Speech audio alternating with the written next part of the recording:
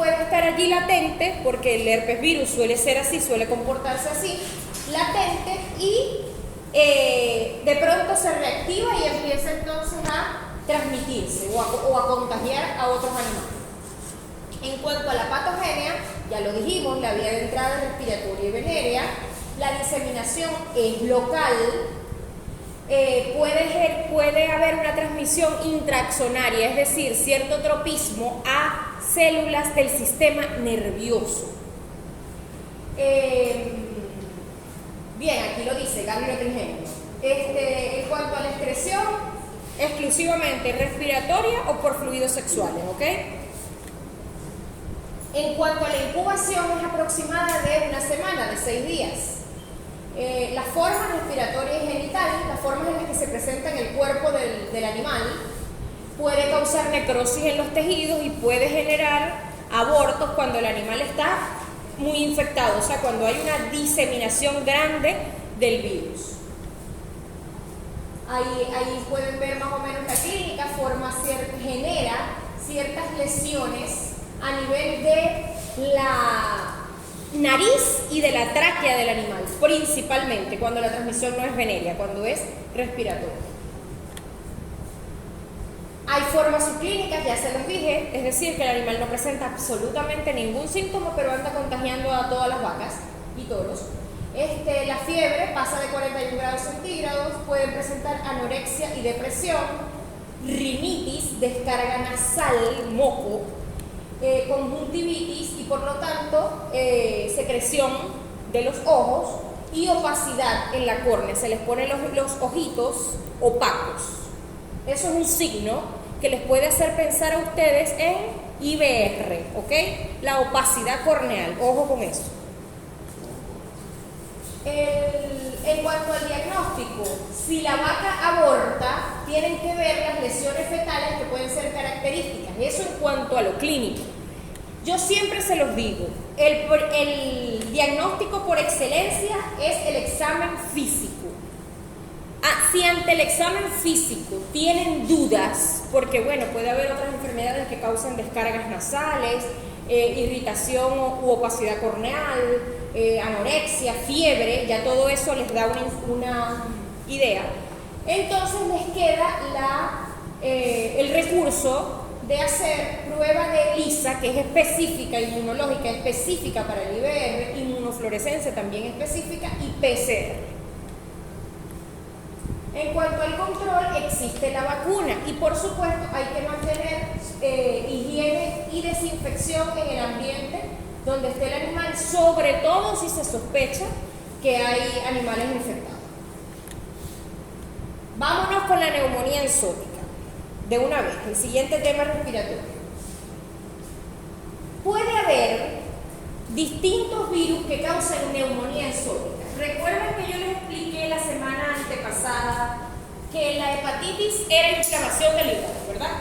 Así como la neumonía era inflamación o irritación, enfermedad del pulmón. El agente etiológico puede haber muchos agentes etiológicos, es decir, puede haber neumonía por hongo, puede haber neumonía por bacteria y hay neumonías virales. Hay neumonías como lo que pasaba con el COVID, que se complica de viral a bacteriano, es decir, se sobreinfecta el paciente. En el caso de la neumonía enzótica es muy importante porque son distintos agentes etiológicos los que pueden causar neumonía en las vacas. El atadenovirus, y el paramyxovirus, es decir, son de distintas familias, pero ambos causan, esos complejos virales, ambos causan neumonía en vacas, en vacuno. En cuanto al paramyxovirus, es lo que llaman respirovirus y es conocido como PBV3, porque es el virus de la parainfluenza bovina. Es un virus helicoidal envuelto de forma esférica que tiene doble cadena de ARN. Se replica en el citoplasma, se disemina por gemación porque es un virus envuelto. En cuanto, ya me van a decir, a lo mejor están pensando, profe, pero ¿por qué saltó hasta el adenovirus de una vez? ¿Y lo demás? ¿Y la clínica y la patogenia? Y... Exactamente, son iguales. Exactamente, son iguales. Por lo menos por lo tanto, el manejo es el mismo, ¿ok? Entonces, el adenovirus causa también, así como el virus. Y no presenta un serotipo que, no sé, provoque algún otro signo diferente. ¿Qué diferencia los dos? Se diferencian el agente etiológico, pero generan la misma neumonía, la mismita neumonía, ¿ok? Esa es la diferencia. Y que uno es de ADN y el otro es de ARN. Y por lo tanto, puede pasar. ¿Qué puede pasar?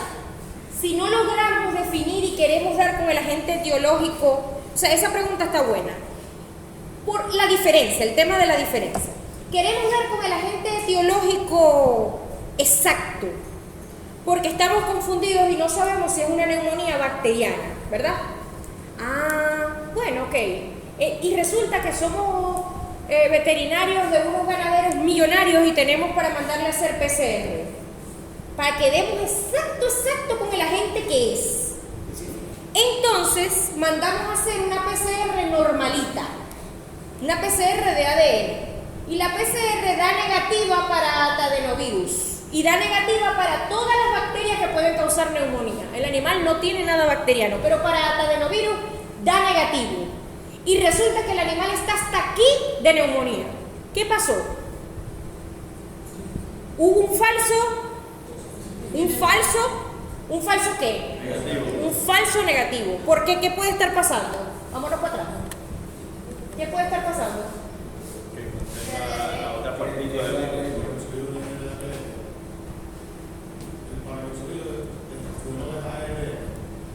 el paramyxovirus es de ARN y el adenovirus es de ADN. A esto hay que hacerle una PCR-RT. Son dos exámenes diferentes, porque si no les va a dar un falso negativo. Ahí está la respuesta de lo que me están preguntando de qué diferencia puede haber. De pronto no hay ninguna diferencia en cuanto al manejo, o sea, cómo lo van a tratar en cuanto a los medicamentos, el manejo de la fiebre, el tratamiento de soporte. No va a haber ninguna diferencia con los dos agentes etiológicos. En lo que puede haber diferencia y tienen que estar muy claros si tienen los recursos para hacer el diagnóstico es en que no les vaya a dar un falso negativo porque uno es de ARN y el otro es de ADN, y eso solamente lo va a saber un buen veterinario, solamente. Y ahí el buen veterinario se va a dar cuenta, pero ya va, esto el ELISA me dio negativo, pero el animal no tiene la cuenta blanca alta y tiene neumonía. ¿Qué pasó aquí? Resulta que le estaba haciendo el examen que no era. Porque si me voy al examen de retrotranscriptasa de paramyxovirus me dio positivo. Y van a disparar a donde es. A atacar la enfermedad infecciosa viral pulmonar con el agente que es. Al final es lo mismo, pero entre una bacteriana y una viral les puede dar diferencias y no los lleva para donde no es. ¿Sí me explico?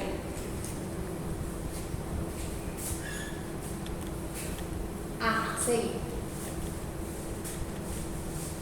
También, este sí es citolítico. Esta es otra cosa. Ojo, esta es otra diferencia ante esa pregunta que me hicieron. Que el adenovirus es citolítico y el paramyxovirus no. El paramyxovirus no va a descender tanto la cuenta blanca como el adenovirus, ¿ok? Porque este lisa la célula. En cuanto a la epidemiología, ambos son de distribución mundial, de alta morbilidad y de baja mortalidad. La edad hace más susceptible a los becerros, no hay tendencia por el sexo, no hay tendencia por la raza y sí hay tendencia por la condición, porque si el animal está inmunodeprimido, inmunosuprimido por encierro, por hacinamiento, por maltrato, por mala ventilación, se va a deprimir, eso le va a bajar sus defensas sus anticuerpos y sus células del sistema inmunitario, y eso va a hacer que esté susceptible a presentar síntomas y o a adquirir la infección. Ajá. Ya igual nos vamos a en cuanto a la transmisión respiratoria y por contacto directo, como nos pasa con cualquier infección viral respiratoria. En cuanto a la patogenia, me comí los días, pero es también aproximadamente entre 5 a 7 días la incubación. Invade los cilios del epitelio pulmonar y de los alvéolos pulmonares. Tiene tropismo hacia los macrófagos de los pulmones. En cuanto a la clínica, aunque la mayoría no presentan síntomas, cuando los presentan normalmente es fiebre, descarga nasal y, a diferencia de la rinotraqueitis, presentan tos. En cuanto al diagnóstico, les decía que hay que hacerle, si se pudiera, si hubiera el recurso, detección a través de la serología, es decir, enzima inmunolizada. Entonces, usualmente, aquí lo dice, aquí se los anoté, que puede haber errores en el diagnóstico por el tema de los agentes virales y por lo tanto hay que acompasarse con la condición clínica de los animales. En cuanto al control, estar pendientes de la recepción por parte del becerro de su calostro. Hay que vacunarlos y hay que mantener muchísima higiene y desinfección si se sospecha, sobre todo. Siempre hay que tener el establo limpio, eso siempre lo debe recomendar el veterinario, ¿verdad? Pero si hay sospecha de enfermedad, pues más todavía. Ok, mis amores. Este tema ya lo terminamos. ¿Qué hora es? Porque el que viene es larguísimo. Las 9. ¿Se desayunaron? ¿Se quieren desayunar? ¿Quieren seguir? Seguimos, dale. Ah, perfecto. Así me gusta. Esa es la parte respiratoria, está súper fácil, ¿verdad? Ajá. Nos vamos ahora con sistema digestivo. Sistema digestivo tiene también dos principales, puede haber muchas, pero dos principales. ¿Cuándo decimos que son principales y por qué son principales? Por la frecuencia, esa es una. Totalmente correcto. Por la frecuencia. ¿Y cuál es la otra razón que los hace principales? Que causan más patogenia que los demás. Causan patogenia y que hacen... baja la producción. Eso, bajan la producción. Correcto. Eso es lo más importante. Muy bien, estamos progresando. Diarrea viral bovina y diarrea neonatal. Entonces, no me hagan ruidito que me distraigan. Desde la Entonces, en cuanto a la diarrea viral bovina, tenemos que se trata de un, qué nombre tan espantoso, un pestivirus, un BV2, parecen las siglas del Banco Provincial. El pestivirus B es el agente etiológico, no, pero es que me van a llegar de noche. El agente etiológico de... ¡Ey! Les voy a volver a pasar asistencia y les voy a hacer una cruz a todos los que llegaron tarde. Para darles la mitad de los puntos. Por Dios que sí. Ajá. Ya. Lleguen callados. Ya ahorita cantamos cumpleaños. Pestivirus A y pestivirus B. Son dos especies que causan diarrea viral bovina. ¿Cuál es la etiología? Se trata de un virus esférico envuelto de doble cadena de ARN y su forma interna es icosaédrica. ¿Okay? Tiene como muchos lados, a pesar de que es esférico. Ay, pero ¿cómo tiene muchos lados y es esférico? Bueno, porque es envuelto. Ajá. Existen dos cepas principales, como observaron hace ratico en la otra diapositiva. La citopática y la no citopática. La más común es la no citopática. Esta, que es no citopática, produce la enfermedad más común, que se caracteriza por diarrea, pero puede sufrir una mutación y transformarse en citopática. Esa que sí es citopática es la que produce la enfermedad letal, que se llama enfermedad de las mucosas. O sea, es una complicación, ojo con eso. Es una complicación de la diarrea viral bovina, una mutación que tiene la cepa. Ajá. Es un virus envuelto y por lo tanto su ensamble, su replicación es en el citoplasma y su liberación es por gemación. ¿Qué utiliza? Los cuerpos membranosos del retículo endoplasmático de las células hospedadoras para poder hacer biosíntesis, maduración y replicación y liberación. Ajá. Eso ya lo vimos. En cuanto a la epidemiología, también es de distribución mundial, no hay un país preferido ni un país que se salve. La morbilidad es alta. ¿Sabemos lo que significa morbilidad? Sí, cuando hay una gran, o sea, cuando es la cantidad de contagiados. Sí, eso, es la cantidad de... Morbilidad es como si, es para los que no saben, yo creo que la mayoría sabe, pero es como si dijéramos lo que enferma o cuántos se enferman. ¿Ok? A eso nos referimos con la morbilidad.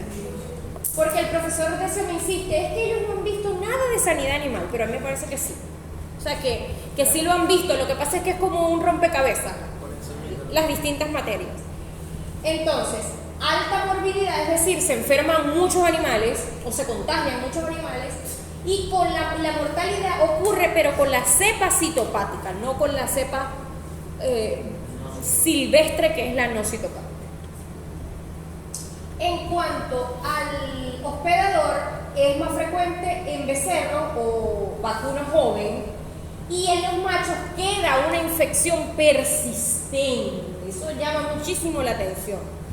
No hay efectos o condición especial por la raza ni por la condición de vida del animal, o sea, eso es indistinto. Aquí lo preferente es que en el macho causa, o sea, el virus se hace persistente y que es más frecuente en vacas o toros jóvenes o becerros. En cuanto a la virulencia, es baja. Hay muchos portadores que no tienen ningún síntoma.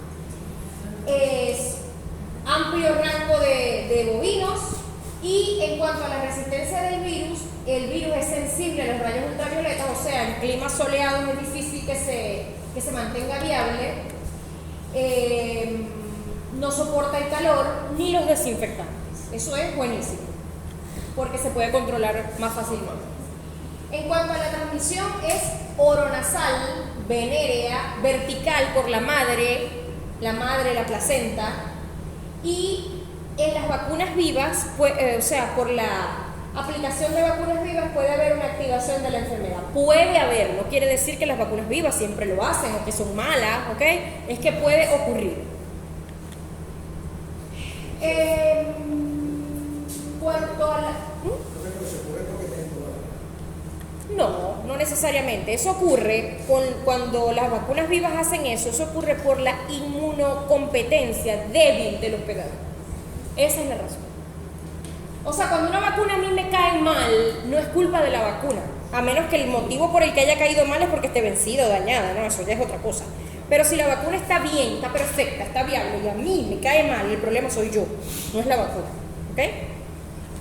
Así pasa con los animales. Entonces, en cuanto a la diseminación, el tropismo está asociado a los linfocitos. Eso hace que en algunos animales se haga persistente, porque afecta las mismas células del sistema inmune, ¿ok? Como ocurre con el VIH. Tiene preferencia por las células de la mucosa digestiva a efectos de hacer la diseminación, la biosíntesis y todo eso. Y su tejido de expresión es el digestivo y el sexual. Puede haber 3 escenarios de la patogenia. Infección postnatal en los becerros, en vacas preñadas e infección persistente en machos. La incubación es de 5 a 7 días. La infección persistente puede generar un índice muy alto de mortalidad. Como les dije, hay muchísimo porcentaje de animales que están subclínicos, es decir, asintomáticos. Puede dar fiebre a 41 grados, las diarreas son explosivas y puede generar enfermedad en todas las mucosas del animal, y ahí sabemos que es letal, ahí hay que correr, porque es letal, porque seguramente ya se trata de una cepa mutada. ¿Okay? Hay lesiones fetales características en cuanto al examen físico, pero lo ideal es hacer examen de ELISA o examen de PCR transcriptasa reversa, porque es un virus de ARN. Hay que identificar, si se identifica un toro infectado, muy probablemente va a tener una infección persistente. Y si ese toro tiene una infección persistente, va a contagiar a todo el rebaño. ¿Qué hay que hacer? Eutanasia. ¿Ok? Hay que hacer o aislamiento si hay un vínculo afectivo con el animal, o sacrificarlo. ¿Ok? Hay que vacunarlo. Siempre hay que vacunar y siempre hay que mantener desinfectada el sitio donde vive el animal, donde permanece el animal. ¿Ok? Ajá. Vámonos entonces con la siguiente patología, que es la diarrea neonatal. ¿Qué les dice neonatal? Recién nacido, correcto. Hay también aquí, al igual que nos pasaba con la respiratoria, aquí hay también dos agentes virales diferentes. Un tipo de coronavirus, que ya existía mucho antes del COVID, y un tipo de rotavirus, que también a los humanos afecta, pero no es la misma cepa, obviamente. Rotavirus A es la especie, la primera que vamos a ver, que genera en los rebaños, genera diarrea neonatal, el rotavirus de tipo A, ¿okay? Que es de las familias de Reoviridae. Es un virus de ARN de doble cadena, es icosaédrico y es desnudo. Por lo tanto, es citolítico, destruye las células, las lisa para poderse liberar y seguir diseminándose. En cuanto al coronavirus, es un coronavirus bovino, COV, coronavirus bovino, exclusivamente. Es de ARN de cadena simple, es helicoidal y a diferencia del rotavirus no es desnudo, es envuelto. Y se libera por gemación, no rompe las células, sino que usa la membrana del hospedador y se sigue diseminando. En cuanto a las pequeñas diferencias, aparte de estas que les acabo de mencionar de las características de los virus, en cuanto a las pequeñas diferencias tenemos que el tiempo de incubación del coronavirus para la diarrea neonatal bovina es más grande, o sea, puede llegar hasta 21 días de estarse incubando y no manifestar síntomas. Y en el rotavirus llega hasta los 15 días. En cuanto a condición, bueno, tiene que ver con, cuando dice otros patógenos, si hay enfermedades bacterianas que predispongan al animal porque está enfermito, o micóticas que predispongan al animal, o mala nutrición a que se infecte. La carga viral también incide, la edad, que siempre es en becerros, y la cepa también va a determinar la patogenia o el grado de virulencia o patogenia que efectúe en el animal. En cuanto a la transmisión, como todos los virus que tienen que ver con el sistema digestivo, es fecal oral. Entonces hay que tener muchísimo cuidado, y aquí es necesario dos cosas, porque si no el becerrito se va a morir. Son necesarias dos cosas: el aislamiento para que no se propague, porque si no va a ser insostenible poderlo tratar, porque hay que darle, lo segundo que hay que hacer es tratamiento de soporte, porque si no se deshidrata y no hay quien lo salve, ¿ok? Entonces, ahí yo les dejé un resumen, no se los voy a leer ahorita, pero esa presentación ya la tienen desde este lunes fue que se las envié. Ya esa presentación la tienen desde hace rato. Aquí yo les dejé un resumen de cómo es la diarrea de acuerdo a las cepas y cuál es la importancia que tiene la diarrea en el neonato bovino en relación con la cepa que lo está infectando. ¿Qué van a notar a diferencia de la diarrea viral bovina común y silvestre, la que vimos hace ratito? ¿Qué van a notar con la neonatal? Que es una diarrea en proyectil, ahí ven en la fotico, ¿verdad? Que van a ver aletargado al animal. ¿Qué es aletargado? ¿Qué es letargia? Lento. ¿Cómo? Ajá. Sin grosero. Los escuché. Recumbencia. ¿Qué es recumbencia? Tumbado, decúbito, correcto. Recumbencia, o sea que no se para. Y no se para. Y está aletargado. ¿Por qué? Porque está débil. ¿Por qué? Deshidratación. Porque está deshidratado. No tiene compensación electrolítica. ¿Qué nos pasa a nosotros, muchachos? Ustedes han escuchado, no, que fulano tenía diarrea y se murió. Ay, pero que una diarrea. No es la diarrea, o sea, no es lo que está en el sistema digestivo lo que mata, es la deshidratación. Porque la deshidratación causa ¿qué? Que me interesa que lo sepan, a efectos, porque todo lo digestivo que estamos viendo en bovino, viral, de bovino, es de diarrea. Todo es de diarrea. ¿Qué es lo que hace la diarrea que me mata al animal? Líquido, lo de líquido. Ajá, pero ¿qué pasa con los líquidos? O sea, ¿por qué? Díganme cuál es el mecanismo que genera la muerte. O sea, se pierde la hemostasia de la célula. Y ajá, si hablan todos al mismo tiempo, más o menos, ¿cómo los voy a entender? Levanten la mano.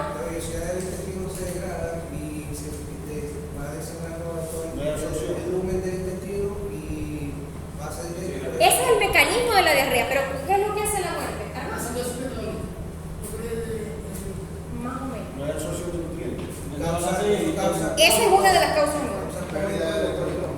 No, los cólicos no es lo que los mata. El desbalance electrolítico. Desbalance electrolítico. Eso es correcto. ¿Y cómo y por qué? ¿Cuál es el mecanismo de muerte? ¿Por qué eso lo mata? ¿Por qué? Porque los electrolitos son vitales para que se den muchas funciones. La célula. Exacto. No hay bombeo sodio-potasio. Al no haber bombeo sodio-potasio se pierden las funciones vitales. Hay neutralidad eléctrica Y y es incompatible con la vida. es incompatible con la vida. Correcto. Entonces aquí se ganaron el premio Rangerson. ¿Y cuál es tu nombre? María 2. ¿Cuál es el apellido de María? ¿González o Boscán? Boscán. ¿Cómo que no hay más? Dígame vos. Tienen que participar y puede ser que lo que estén diciendo está bien, pero no es exactamente lo que estoy preguntando. Yo también participé 8. Sí es verdad, lo tengo que anotar.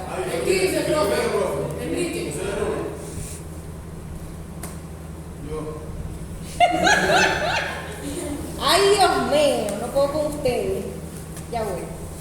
Hoy es 24. 24-11. La clase de bóvidos. Ajá. Rangerson, tu número. 23. Solté ese teléfono, Rangerson, por Dios.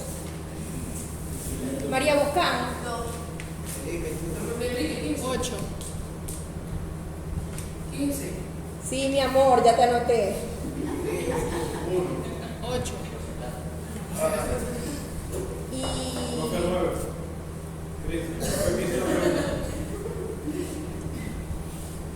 tenéis razón. Ajá. Tú.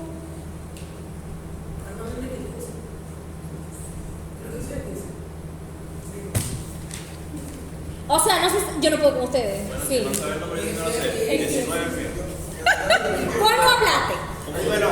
Ah, sí hablaste. Bueno, pero tienen que tener más disciplina para hablar, para yo poder, y me dicen de una vez el número. Porque de verdad les pongo punto, ¿ok? ¿Qué, mi amor? ¿Cuál es tu número?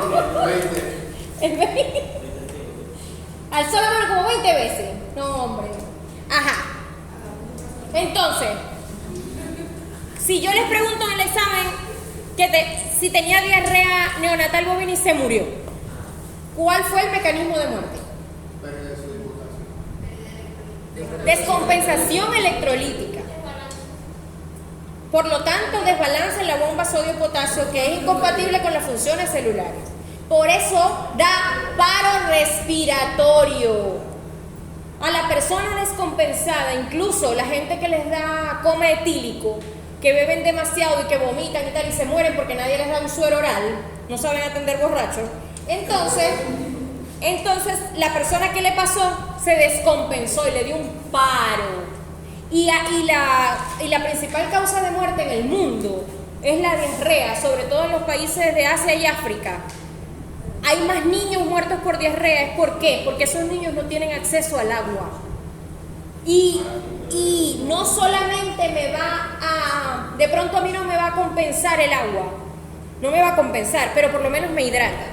Pero lo que me va a compensar y lo que yo necesito en verdad, si tengo una deshidratación, es suero, que el suero tenga potasio, sodio y potasio, sobre todo potasio.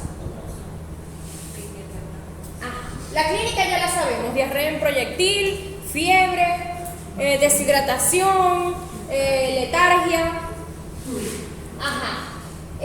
Sí, el manejo es fuerte, o sea, el manejo, esto es muy desagradable, porque si es desagradable en los perritos, imagínense en las vacas el volumen, ¿no? Como los que manejan equinos, es un volumen muy fuerte, pero para eso hay que tener vocación, o sea, el que maneje grandes animales le tiene que gustar, porque si no, no lo va a saber hacer, y no se puede llegar a trabajar con los grandes animales, no se puede llegar a trabajar con asma.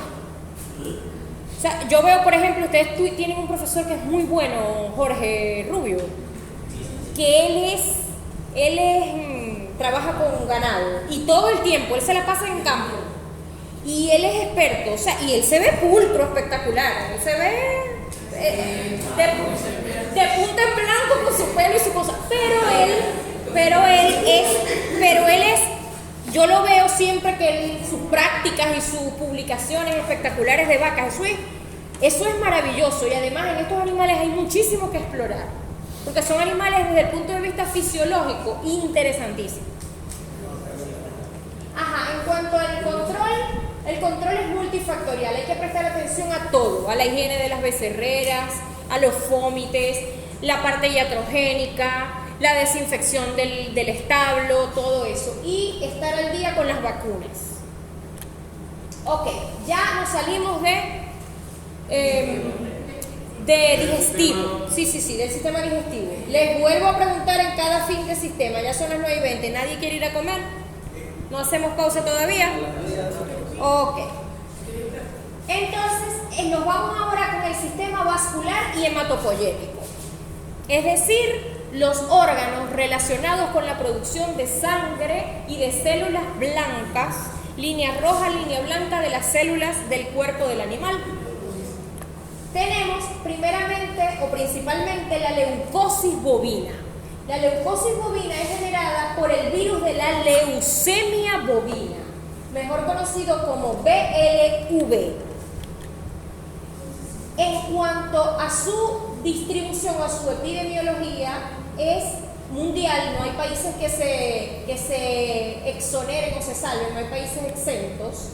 Tiene baja morbilidad pero alta mortalidad, a diferencia de todos los que hemos visto hasta ahora. Hasta ahora habíamos visto alta morbilidad, o sea, mucho animal contagiado, pero poco animal muerto. Aquí es al revés. Difícilmente se contagian, pero cuando se contagian normalmente se mueren. Este es un virus que pertenece a la familia del VIH, o sea, así de grave es.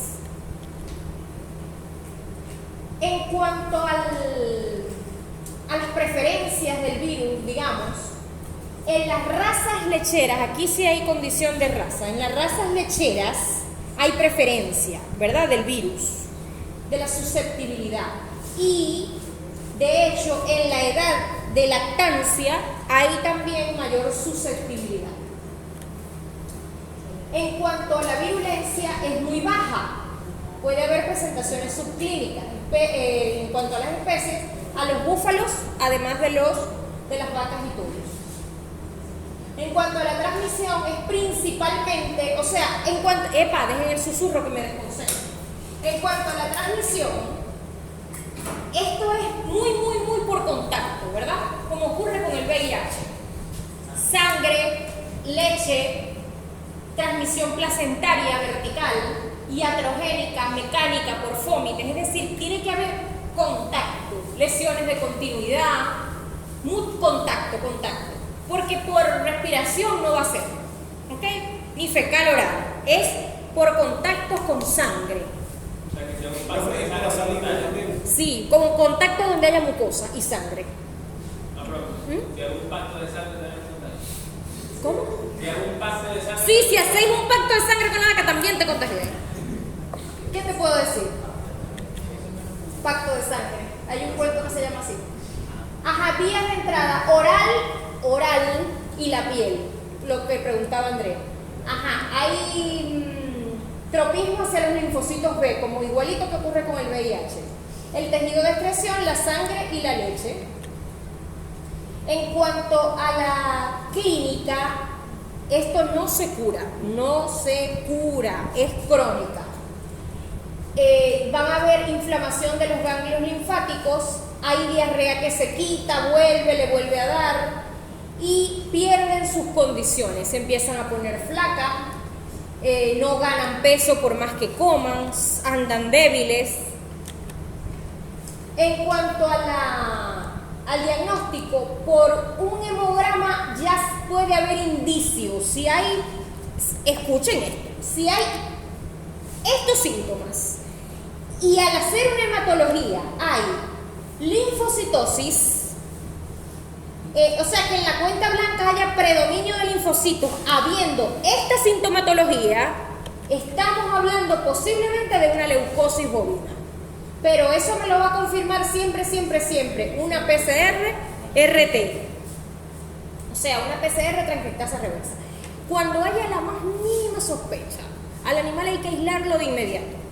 Porque eso va a ser una desgracia en el rebaño si eso se extiende y se riega la enfermedad. Profe, el PCR quiere decir Reacción en cadena de la polimerasa transcriptasa reversa. Ustedes van a tener un seminario, nos tenemos que poner de acuerdo con el seminario. Hay un seminario de eso, o sea, va a haber un grupo que va a exponer todo de la PCR, puede ser el de Vanessa. ¿Por qué no? Es más bien, porque así sabéis.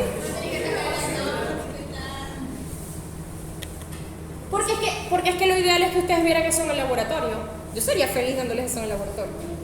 Pero no tenemos el laboratorio. No tenemos los termocicladores, los geles, toda esa cosa preciosa para hacer la PCR. Entonces se los tengo que dar en la teoría. ¿Qué más vamos a hacer? Ajá. ¿Ah? Del precio de la PCR en cuánto varía. ¿Pero qué? ¿Pero de la prueba o del aparato? De la prueba. En animales no tengo ni idea. Pero en humanos, $80 para arriba.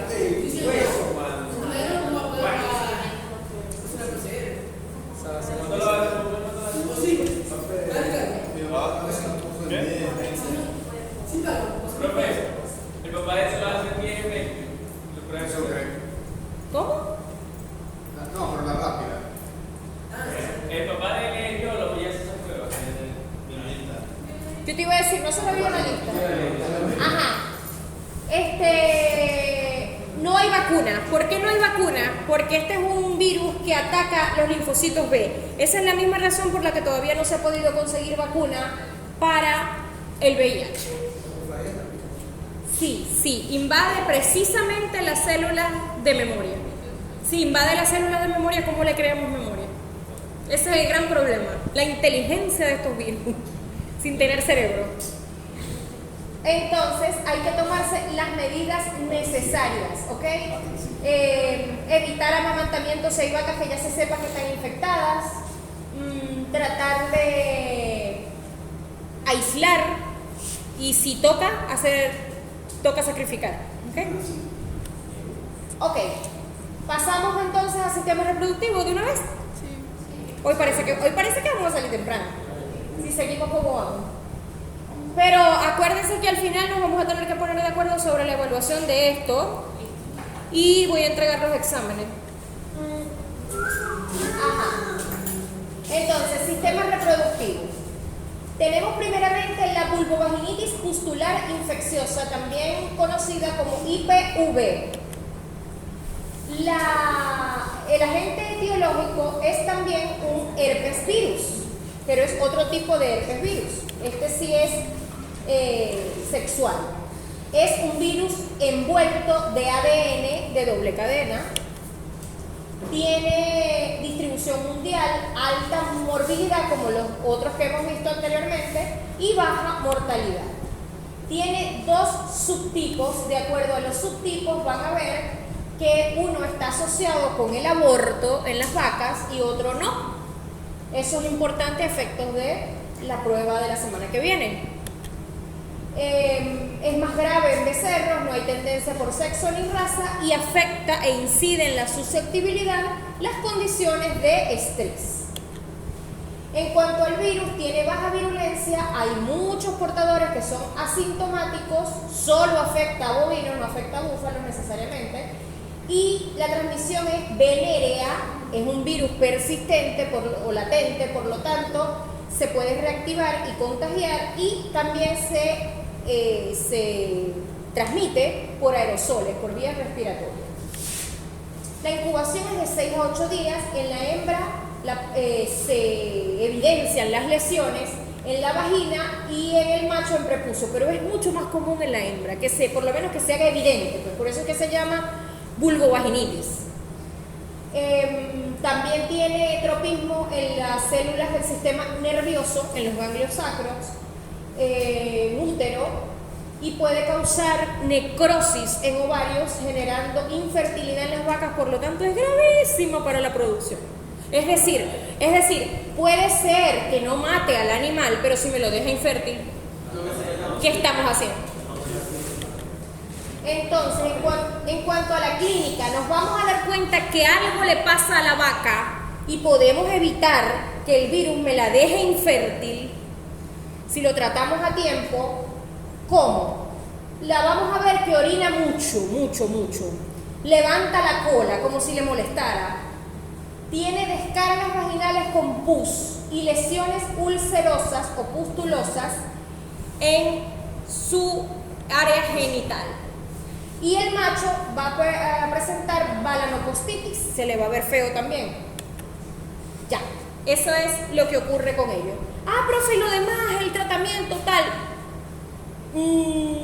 Ese es un virus latente. Difícilmente tiene vacuna. Pueden haber ya creado algún tipo de vacuna, pero lo que se trata de hacer con la prevención es mantener desinfectado, limpio el establo y tratar de evitar el contagio. Y sobre todo con el tema de los fómites, ¿ok? El contacto que se tenga con el animal y que después el veterinario o el que los cuida vaya con otro animal y me lo contagie. Vamos al sistema nervioso. A los bovinos también les da rabia, como a los perros y a los equinos, ¿ok? La rabia la vamos a ver en varias especies, pero como que nos vamos a extender un poco más o nos va a resultar más llamativo, más importante en los caninos. Porque en los caninos es más frecuente y porque los caninos tienen más cercanía con el ser humano. Entonces, pero no la podemos obviar en los bovinos porque también ocurre. La especie en los bovinos es rabies virus. Ya ustedes me dieron a mí, una exposición, varios de ustedes de la rabia, así que nos vamos rapidito con la rabia. Ya sabemos que es helicoidal, que tiene forma de bala, que es de ARN, que es sensible a los solventes y a rayos ultravioletas, sensible al sol, y que se libera por gemación. Sabemos que su mortalidad es del 100%, ¿verdad? Y que por lo tanto al animal hay que sacrificarlo porque igual se va a morir y va a seguir contagiando a los demás. No hay tendencia de nada ni vacunas que se... A ver, déjenme constatar el tema de las vacunas porque eso me sonó ahí raro. Que si no se vacuna se contagia. Esa es la principal tendencia, tiene toda la razón. Ajá. El 19. Ajá, cierto. No se sabe su número, los voy a matar. El 19 creo que... Kleiber o Idian. 19. Gracias por la observación. A mí me gusta que me hagan observaciones. Si hay, porque ¿qué pasa? Pasan dos cosas. La primerita, que los avances. Mire, el profe se pudo haber preparado una cantidad de diapositivas y haberme ayudado con el material y todo. Y yo también saqué un poco de cosas de artículos científicos. Y ya dentro de 6 meses ya eso está desactualizado. Eso pasa. Y si ustedes de pronto están más actualizados que yo porque por casualidad leyeron algo, esa información a mí me es valiosa. Eso de primero. Y lo segundo es que yo no soy veterinaria. Yo soy bióloga de la salud. O sea, que me especialicé en enfermedades es otra cosa. Entonces eso a mí me nutre. Y por lo tanto que me hagan observaciones y me corrijan, a diferencia de, me imagino que algunos profesores, a mí sí me gusta. Entonces, claro, si es por necedad no me gusta, ¿no? Pero si es válido, sí. Entonces, la virulencia. En animales susceptibles siempre van a desarrollar la enfermedad. Afecta a todos los mamíferos, eso ya lo hablamos ahorita. Y se transmite mediante mordidas o por vectores. Los vectores pueden ser los murciélagos principalmente. Esos benditos murciélagos. Ajá. La patogenia, vía de entrada, piel, pérdida de continuidad, o sea, la lesión del mordisco. ¿Ok? Tiene tropismo neuronal. Eso ahí no hay pelo. Es hacia el sistema nervioso y todas las células del sistema nervioso. Y la vía de excreción es salival. En cuanto a la clínica, bueno, pues es muy variable, ¿verdad? Pero pasa por etapas donde es muy inespecífica, puede haber agresión en los carnívoros, pero en los bovinos lo que ocurre principalmente es que hay depresión, una depresión fuerte del sistema nervioso. Y no llega ni a los 10 días y el animal muere. Por lo tanto, antes de que siga diseminando la enfermedad, es preferible sacrificarlo y constatar el diagnóstico, que normalmente es por las lesiones cerebrales. Entonces, en el animal se observa una aparente cojera, piquiña, tiembla, puede perder la visión, no puede tragar, se tumba, se paraliza hasta que entra en coma. Sí, es horrible. La histopatología en el cerebro es lo que se hace, o sea, ver a través de la necropsia los corpúsculos de Negri, las lesiones muy características de la rabia, de lo que hace en las células neuronales. ¿Y qué se hace? Se vacuna y se elimina cualquier posibilidad de reservorio. Si se tiene que perder medio rebaño, se pierde. Pero es preferible antes de que haya una tragedia con los animales y se disemine hacia otras especies, porque es que el problema es que afecta a todos los mamíferos. Ya, entonces nos vamos con encefalitis bovina, BHV5. Recordamos que hay un tipo de encefalitis que solo está en Venezuela, ¿sabemos? La equina. Hay una encefalitis equina venezolana, exclusiva.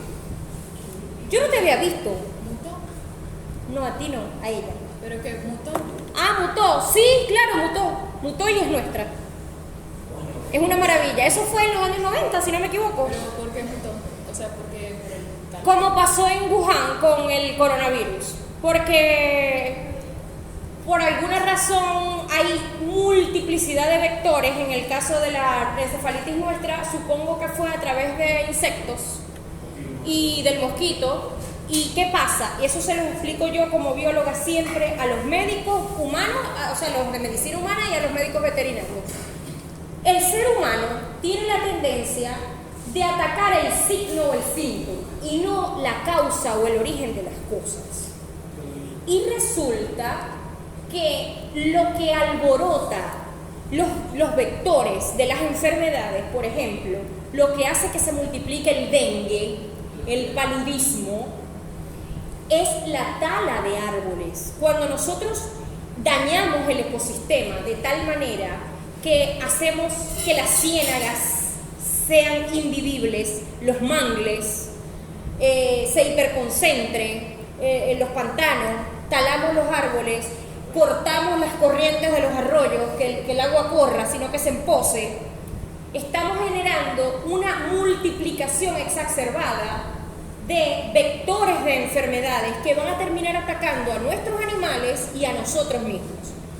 En Wuhan, China, lo que pasó con el COVID probablemente viene a partir de que los chinos, por la sobrepoblación que tienen, consumen murciélagos, consumen cucarachas, consumen perros. O sea, ellos comen de todo porque tienen una superpoblación. Y eso puede generar a la larga que todo aquello que contiene el animal de una u otra forma pase hacia nosotros. Y eso fue lo que pasó con el COVID. Muy probablemente eso fue lo que pasó. No estoy diciendo que fue así que lo leí, es una hipótesis. Y con respecto a la encefalitis equina, lo que pasó fue la exacerbación del vector, que hizo que mutara al punto que afectó al ser humano y quedó como autóctona de nosotros. ¿Ok? Entonces, encefalitis bovina es un herpes virus también. No se me vayan a confundir y van a tener mucho cuidado, porque si hay algo que ya se deben haber dado cuenta que afecta de manera múltiple y hacia múltiples sistemas al bovino, es el herpes virus. Pero son distintos genotipos de herpes virus y afectan, por lo tanto, distintos sistemas del herpes virus. ¿Ok? Es pleomórfico envuelto y es de ADN de doble cadena. Su mortalidad es baja, su morbilidad es alta y su distribución es mundial. Es más grave en becerros, su condición de estrés, como todos los demás herpes virus, altera y afecta. De hecho, es que en los humanos también pasa. Nosotros, si sufrimos de herpes, ya nos dio herpes alguna vez y agarramos una rabia muy grande, de esas rabias que estamos con dolor de cabeza 2 días, al rato nos sale la lesión. O si es en la cara, si es labial o si es genital, nos sale la lesión. ¿Pero por qué? Porque el estrés te modifica. Por eso yo le digo a mi hijo, y él cree que son cosas mías. No, pobrecito, no lo ha leído, no sabe todavía, pues tiene 16 años. Pero yo le digo a él, mi amor, él se pone bravo hasta por los videojuegos. Se pone bravo. ¡Ah! Entonces, yo le digo, mi amor, tú agarras rabia en serio, y además que las agarras por bobería. Y resulta que todo tu sistema, a ti no te gusta enfermarte para no faltar al liceo, y resulta que todo tu sistema se afecta porque tu cerebro se alerta, produces adrenalina, cortisol, y esa señal va directamente a la médula. ¿Y qué produce la médula? La médula produce células megacariocíticas que a su vez se transforman en toda nuestra línea roja y blanca.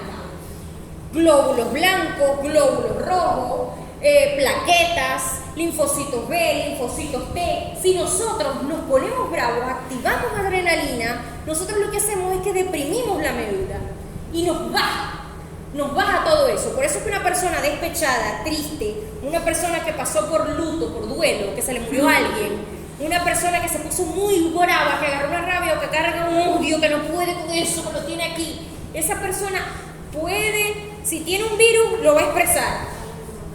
Y si la contagiaron con algo, lo va a expresar clínicamente.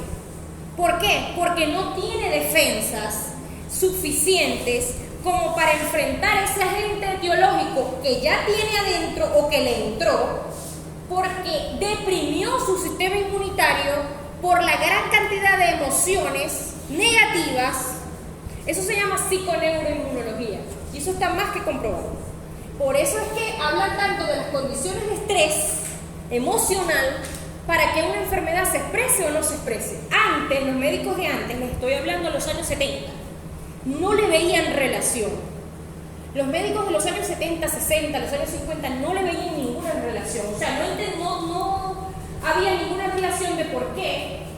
Si estás bravo, si estás triste, ¿te vas a enfermar o no te vas a enfermar? Los médicos de ahora, los terapeutas de ahora, hacen equipos multidisciplinarios y, por ejemplo, en la quimioterapia, llevan chistes, payasos, así son niños. ¿Por qué? Porque mientras la persona se está riendo, mira, si tú te estás riendo, si tú estás cantando, si tú te estás bañando y estás cantando, estás pensando que qué sabrosa está el agua, así te la echas de potecito, tú ahí estás produciendo dopamina. y estás produciendo endorfinas. Son hormonas que lo que te van a mandar para la médula es la señal positiva, es una señal de producción de células, producción de anticuerpos. Si por el contrario lo que mandas es cortisol, adrenalina, entonces lo que mandas es otro tipo de hormonas que te van a suprimir y te van a parar la función medular, ¿ok?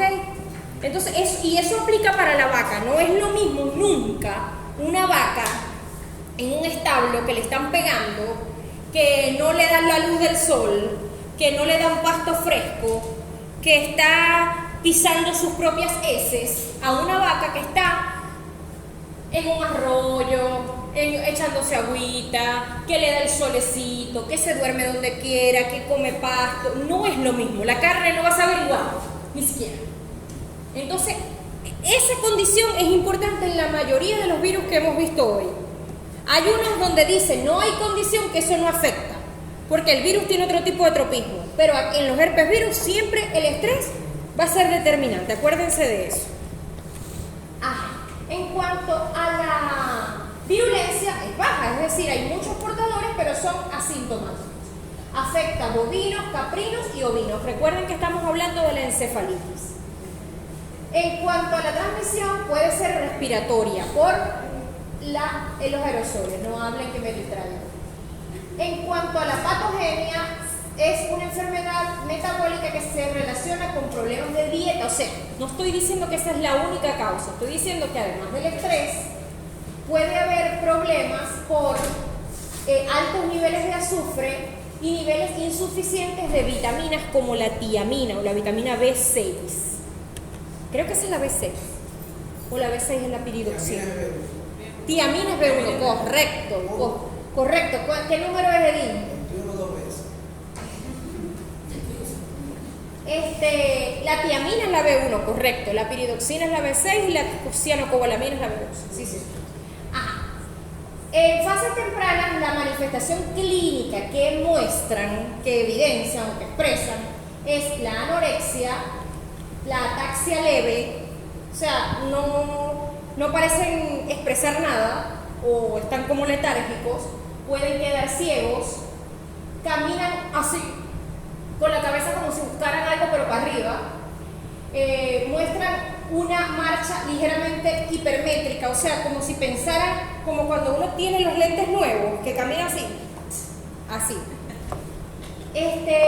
Pueden estar hiperexcitados, chocan contra objetos. A esa hiperexcitada le falta una C, eso no lo escribí yo definitivamente. En fases agudas pueden definitivamente quedar ciegos, estar postrados, tumbados, pueden tener convulsiones hasta llegar al coma. Pero esto es muy raro, porque la mortalidad por el herpes virus que causa la encefalitis bovina no es frecuente. Esto pasa cuando el animal de verdad está muy inmunosuprimido. O sea, cuando de verdad tenía una alimentación deficiente, estaba mal, estaba originalmente mal. El tratamiento dice aplicación de clorhidrato de tiamina puede ayudarle, porque puede ser por deficiencia nutricional. Tienen que dar, por lo tanto, tratamiento de soporte. Y tiene que haber siempre control y prevención a través de agua de calidad, dieta rica en concentrado o simplemente que tenga disposición de una alimentación. Ellos lo que más comen son cuestiones fotosintéticas. ¿Qué pasó? Entonces yo me distraigo con lo que me gusta a mi reino. Tienen que tener acceso a lo que ellos deben comer. Tener una dieta a todo dar, ¿ok? Esto se observa en la necropsia.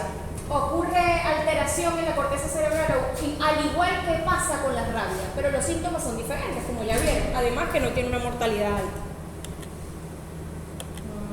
Listo. A ver. Ay, no puede ser, ya terminamos. ¡Qué éxito!